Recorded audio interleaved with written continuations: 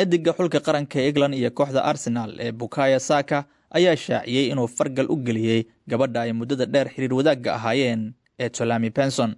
Hadda ma dhihi karna Saka waa uu guursaday ama waa uu aqal galay, ee waxaan kaliya oran karnaa Saka waa uu alkuntay Tolami Penson, oo hadda waxay u muuqdaan kuwo isguursanaya maadaama uu doonasho sameeyay laacibka asal Afrikaanka ah. Saka ayaa guur ka dalbaday gacalisadiisa Tolami oo uu ku ballamiyay saqafka sare ee hotel qaali ah oo ku yaala magaalada London, kaasoo si qarsoodi ah loo diyaariyay. Yarku waa jacaylista weyne, waxa uu doortay fargal ama faraanti qaali ah oo uu guur kaga dalbaday Tolami Penson oo ay isku fil yihiin, waana ay ka aqbashay guurkaas iyadoo la yaaban habeenka quruxda badan oo uu kadiska uga dhigay, sida warbaahinta isboortigu tilmaamayso. Labadan lamaane ayaa xiriirkoodu soo jiray muddo 5 sano ah, waxaana ay haasaawahooda bilaabeen sanadkii 2020.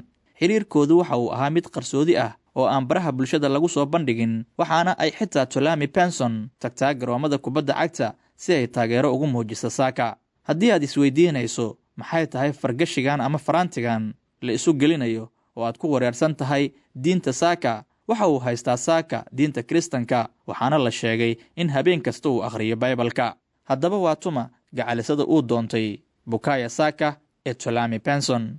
Tolami Penson waxay dunida ku soo biirtay 23 Diseembar ee sanadkii 2000, iyadoo ku dhalatay Hartfield oo ah magaalo cagaaran oo dhir badan leh oo dhacda waddanka England. Tolami Penson waxay ku soo dhex kortay qoys Afro-British ah oo asal ahaan ka soo jeeda Nigeria.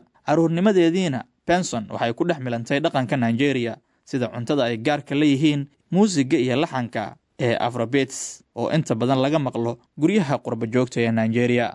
Asal Afrikaankan Nigerianka ahi waxa uu abuuray xiriir degdeg ah oo ay la yeelatay Saka, maadaama waalidiintoodu ay ka soo jeedaan Nigeria oo ay u soo haajireen magaalada London 1980. Sida Saka oo kale, Tolami Penson waa 24 jir, waxaana ay ka baxday jaamacadda Birmingham iyadoo ka qalin jebisay shahaadana ka qaadatay xiriirka dadweynaha iyo warbaahinta ee Public Relations and Media. Tolami Penson hadda waxay ka shaqeysaa xiriirka dadweynaha iyo warbaahinta. Dhawaanna waxay heshay shaqo madaxa qorsheynta sare oo ay ka heshay shirkadda Penith qaybteeda magaalada London, waxayna shaqadaasi bilowday 25 May sanadkan 2025. Markii ugu horeysay, Saka iyo Penson waxa xiriirkoodu ay ku muujiyeen koobkii adduunka ee 2022 lagu qabtay waddanka Qatar, iyadoo garoomada tagaysay Tolami si ay taageero ugu muujiso Saka intii ay socdeen ciyaarihii koobkii adduunka ee Qatar 2022.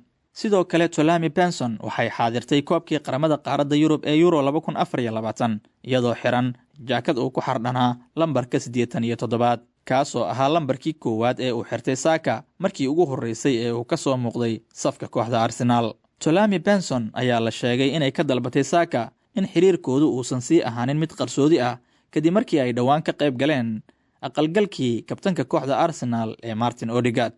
Inkastoo Tolami Penson ay barteeda Instagram-ka ku haysato in ka badan 245,000 oo followers ah, haddana waa qof aysan caannimo ka maqnayn oo shaqadeeda uun si hoose isaga wadata. Tolami sidoo kale waxay isku dhow yihiin xaasaska xidigaha kooxda Arsenal sida xaaska Ben White ee Millie iyo xaaska Leandro Trossard ee Laura.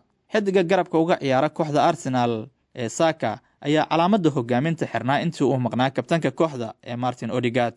Intii uu calaamadda kabtannimo xirnaa oo ay mas'uuliyadu saarnayd Saka, Gunners lagama badin tartamada oo dhan, waxayna kaalinta koowaad kaga jiraan kala horeynta horyaalka Premier League iyo tartanka UEFA Champions League labadaba.